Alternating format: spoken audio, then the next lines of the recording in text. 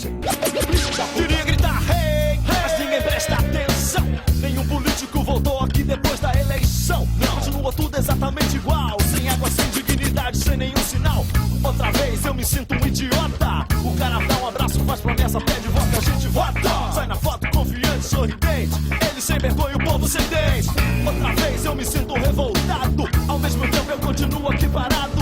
Aposto que ele nem se lembra mais de nós, mas em pouco tempo vai ouvir a nossa voz. Olha nós aqui, agora tu vai ter que me ouvir. Vamos gritar aqui em frente à sua mansão. Tamo de saco cheio dessa tua embromação. Nós somos sem teto, somos sem cama, somos sem terra, somos sem nada, somos sem trampo, somos sem grana. Mas você não tem palavra, safado sem vergonha. Nós somos sem teto, somos sem cama, somos sem terra, somos sem nada, somos sem trampo, somos sem grana. Mas você não tem palavra, safado sem vergonha. Quando eu saí de casa, com a ajuda das pessoas, dava chute na porta, nas paredes, o fogo já tinha tomado a casa dela. E começou lá. O marido dela saiu com o filho, assustado, não teve fôlego para chamar as pessoas para apagar o fogo, desanimado porque as coisas dele já estavam tudo se acabando. Então ele subiu para casa da minha mãe assustado. O povo que foi vendo o fogo, outro veio a fugir. Quando eu consegui sair, que eu me lembrei dos meus sobrinhos, que também estavam na casa da minha outra irmã, que também perdeu as coisas. E aí foi aquele sufoco, as casas iam pegando fogo, o povo ia correndo, que dava para pegar, pegava, mas muito fogo. Mas você sabe informar, assim, de onde... Falta tudo, né? Falta tudo. Mas o que vem é bem-vindo, né? Vocês já conseguiram tirar os documentos? Muita luta, mas... E o governo, assim, tem algum projeto para vocês? Qual é a proposta dele? Vai dar nossas casas, além do que Já tem uma data prevista? Né? ainda não, já deu, né? Em 2 meses. Essa data, ele dá uma data, ele pula para outra data, a gente não entende, vai chegar até, né? E ele fala que é um dia depois.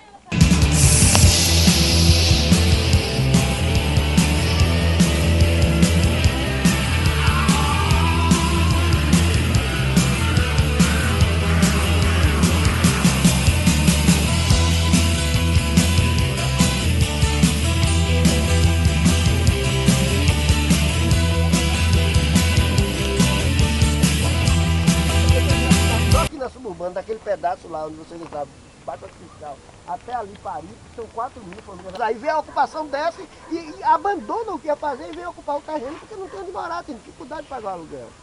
Né? Aluguel assim, você paga agora, eu estou dizendo que eu vivo pagando aluguel, eu pago R$400 de aluguel, eu pago hoje, eu estou devendo. Né? Mas assim, eu sou professor, minha companheira é professora, então pô, a gente tem condições de pagar. Mas e as pessoas que ganham menos do salário mínimo? A renda média dessas famílias que moram aqui é R$300. Então, com R$300 você nem come direito, decentemente. Como é que você vai vestir, como é que você vai pagar aluguel, saúde, né? Isso sem falar do preconceito que existe, porque se você está morando aqui, o posto dali não atende porque não existe endereço. Quer dizer, é como se fossem pessoas indigentes. Esse surto de industrialização, eu poderia dizer que provocou determinados impactos em toda a região metropolitana de Salvador.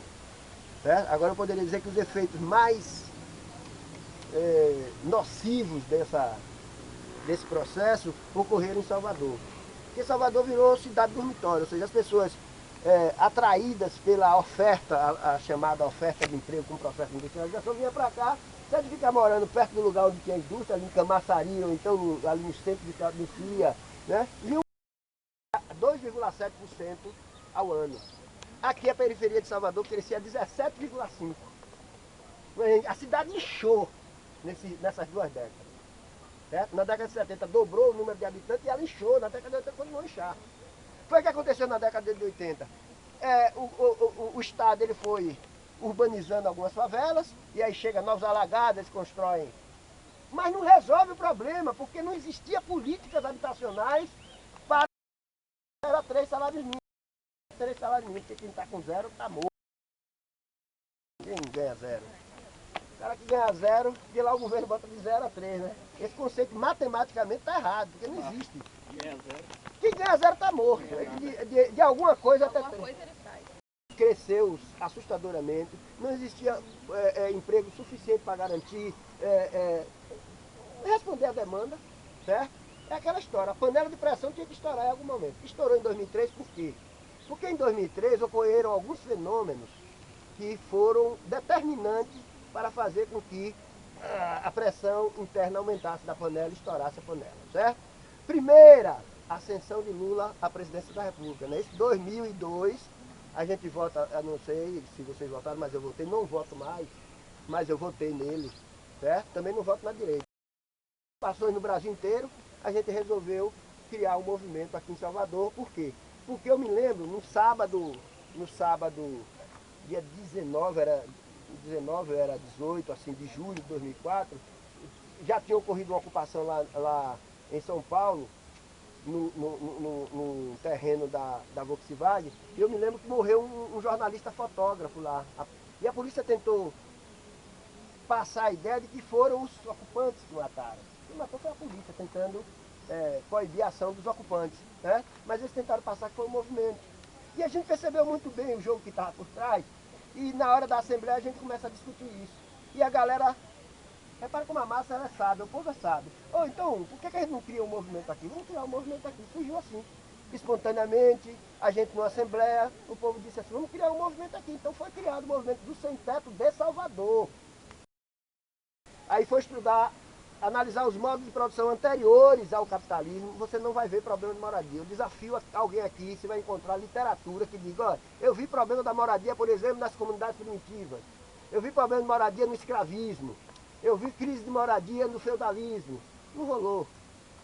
A crise da moradia começa exatamente quando se desenvolve as forças produtivas no capitalismo, né?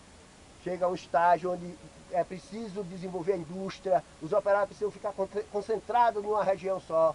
Então, aí aparecem os problemas da moradia, porque o cara tinha que trabalhar naquele local, não podia andar não sei quantos quilômetros para voltar para sua casa, todo mundo vem morar no entorno das indústrias e tal, começam a aparecer os problemas relacionados à moradia. Então, como o problema da moradia é um problema estrutural do capitalismo, o movimento luta para acabar com o modo de produção capitalista. Ou seja, nós nos consideramos um movimento contra-hegemônico, porque a gente quer acabar com essa estrutura econômica, política, social, cultural que está aí, certo? Era uma casa muito engraçada, não tinha teto, não tinha nada, ninguém podia entrar nela não, porque na casa não tinha chão, ninguém podia dormir na rede, porque na casa não tinha parede, ninguém podia fazer xixi, porque pinico não tinha ali, mas era feita com muito esmero, na Rua dos Bobos, número 0.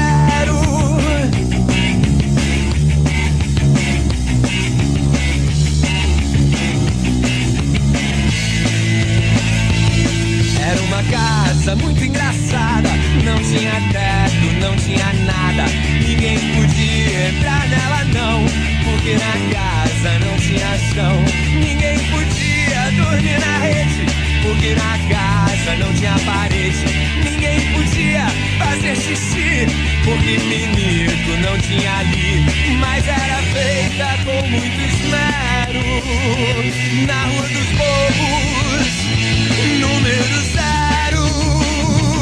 Oh yeah.